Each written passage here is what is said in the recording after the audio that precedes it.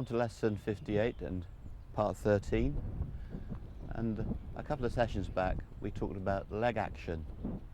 I'm now going to talk about weight shift. Now weight shift and leg action are one and the same, but they have very different facets. So the leg action will vary according to the type of swing that you make and to the shot that you're hitting, and as a result of that, weight shift will change. One of my sort of golfing heroes is Professor Dr. Paul Hurrian, who's done lots of work in the Quintic putting laboratory, and he studied every golf swing on the European tour. And Paul uses pressure plates, so he has a reading of the weight shift and the pattern of weight shift in every player on the European tour. Now, when you see a person make a golf swing, generally the weight shift is a figure of 8, from left heel to right toe to right heel to left toe. It's like a mild figure of 8.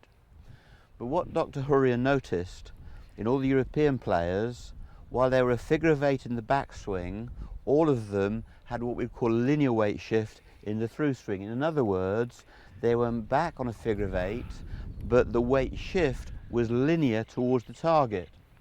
And the better the player, the longer they were linear. Now, we can understand that with the help of my familiar wooden stake. You see, if I'm driving a stake into the ground, it's basically a circular arc.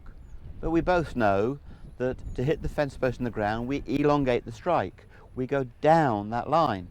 So, what Paul noticed was that the good player, although they went back on a figure of 8 weight shift going back, they were all linear and their weight drove towards the target, and the better the player, the longer they were down that line, applying pressure to the ball, and then the legs shifted.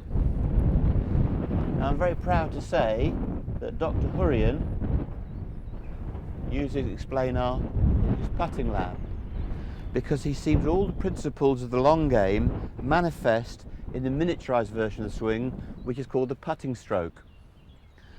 So a number of years ago, I met Paul at an airport and said, Paul, I'd like you to come and look at Explanar. If Explanar's wrong, I need to know. And if Explanar is correct in leg action, you need to know. So happily, Paul came down here and he took measurements of my normal swing, and sure enough, I was a figure of 8 using the pressure pads. And then Paul put me into Explanar and put the pads under the stance mat. And I made 3 or 4 swings and his eyes almost dropped out of his head, because on the 3rd swing that I made in Explanar, my weight shift was linear towards the target. And that convinced Paul of the validity of Explanar, and later on it led to him purchasing Explanar for use in his putting laboratory. So there's a happy tale for you. Now, again, I'm giving you information that you don't necessarily need to take to the course. What we can say is that when we turn the shoulder, initially the weight is travelling towards the ball of the right foot. But as the rotation takes place, it moves to the right heel. And in the old days, we were told over the backswing, 90% of the weight was on the right side. The pressure pads and experience tell us that is totally false. We might see a mild shift in this direction, but at the top, there's not a huge shift over here. There is a slight favouring of the right foot or the out shoe, and then when you drive forward, the weight shift goes onto the left side, and again, the longer you're down that line, you'll probably finish on the edge of your left shoe, a la Tom Watson. The longer the extension, the longer I believe the left knee and left foot are going to work thus, and your weight shifts.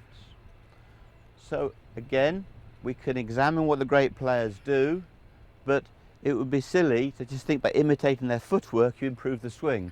It's always the other way round.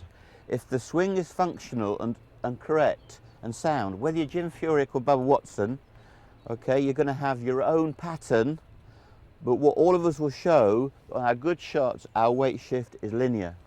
So in Explanar, even though it's not at full scale speed, if you're using Explanar properly, you are gaining the correct use of leg action and therefore weight shift. Okay, so you rotate and through. Now people say to me, does Explanar teach leg action? And the answer is yes.